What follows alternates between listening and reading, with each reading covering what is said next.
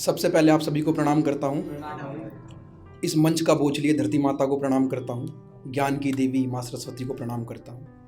दो पंक्तियां मेरे तेवर की देता हूँ। कोई आबाद करता है और कोई बर्बाद करता है, कोई आबाद करता है कोई बर्बाद करता है, ये तय संघर्ष करते हैं किसे कौन याद करता है, ये तय संघर्ष करते हैं। कविता का शीर्षक है तुम प्रेम को सुनने आए हो। ध्यान मांगता हूं, सुनिएगा। तुम प्रेम को सुनने आए हो, तुम प्रेम को सुनने आए हो, मैं वतन सुनाने आया हूं। हुए आजादी के खातिर जो वो यतन सुनाने आया हूं। आजाद हिंद के मतवालों के, आजाद हिंद के मतवालों के यतन सुनाने आया हूं। और लाशों से भर गया था कुआं, लाशों से भर गया था कुआं, वही कथन सुनाने आया हूं। तुम प्रेम को सुनने आए हो, मैं वतन सुनाने आया हूं। तुम प्रेम को सुनने आए हो, मैं वतन सुनाने आया हूं। कि चाबुक की थी मार पड़ी, चाबुक की थी मार पड़ी, चमड़ी पर पड़े थे खूब निशान। मां बहनों के बाजार लगे थे, लज्जित था अपना स्वाभिमान। तब सर पर कफन बांध निकले थे वीर, हथेली पर रखकर अपने प्राण चढ़ गए फांसी।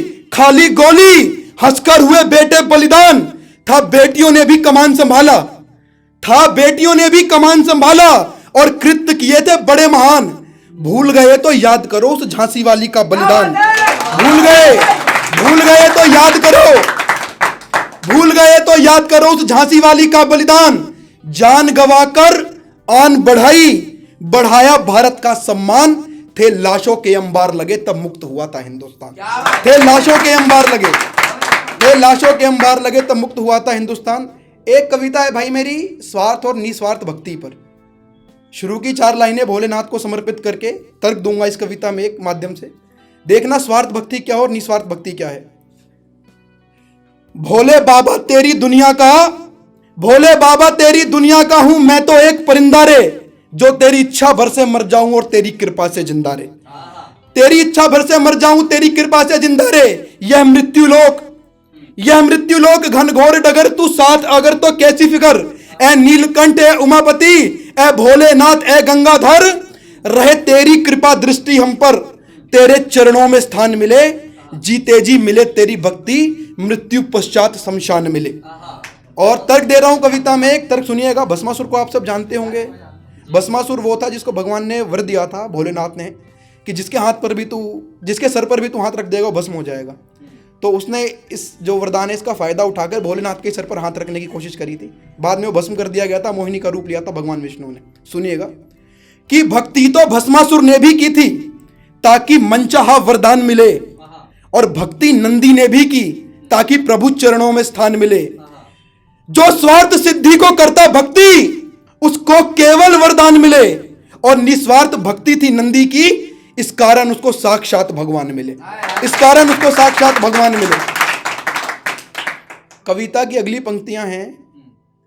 आपने देखा होगा जो आज की जनरेशन है, कुछ भाई प्रेम रस पढ़कर गए थे।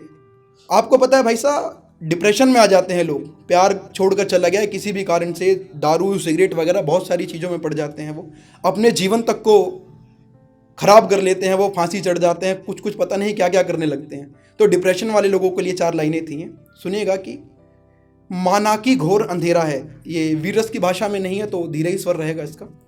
माना की घोर अंधेरा है, नजरों से दूर सवेरा है कष्ट अनेकों भी तुमको और दर्द तुम्हारा गहरा है। कहीं प्रेम में धोखा खाए हो, ग्रह कलह झेल ना पाए हो, कुछ मित्रों ने किया हो छल, कुछ अपनों ने बदले हो दल। कुछ टूट गए जो सपने थे, कुछ भूल गए जो अपने थे, पर खुद का जीवन नष्ट क्यों करते हो, अपनी कायरता यूं स्पष्ट क्यों करते हो।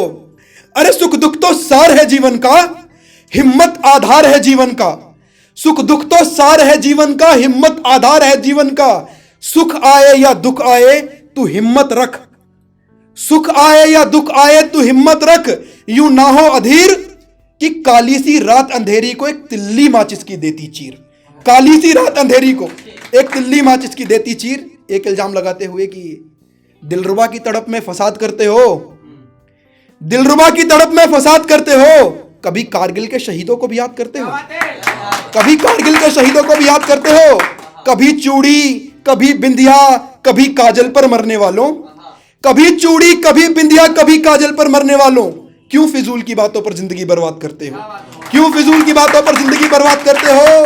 कि दिलरुबा की बाहों का सहारा विषय हुआ सुकून और हर्ष का, दिलरुबा की बाहों का सहारा विषय हुआ सुकून और हर्ष का, तो फिर कौन साक्षी बनेगा बलिदानियों के दान का और क्रांतिकारियों के संघर्ष का? और सब लिपट कर सो जाओगे दिलरुबा की बाहों में, सब लिपट कर सो जाओगे दिलरुबा की बाहों में, तो फिर कौन तिरंगे से लिपट कर मान बढ़ाएगा भारतवर्ष का? तो फिर कौन तिरंगे से लिपट कर मान बढ़ाएगा भारतवर्ष का? अभी 26 जनवरी आ रही है, कुछ मौसमी देशभक्त निकलेंगे हमारे यहाँ से, 10-10 स्टेटस लगाएंगे, भारत माता की जय, भारत माता की जय। उन मौसमी देशभक्तों को समर्पित 4 पंक्तियां हैं, ध्यान मांगता हूं, सुनिएगा कि एक दिन को करके याद देश को, हो जाते सब व्यस्त, जागे तभी देशभक्ति जब आए 15 अगस्त।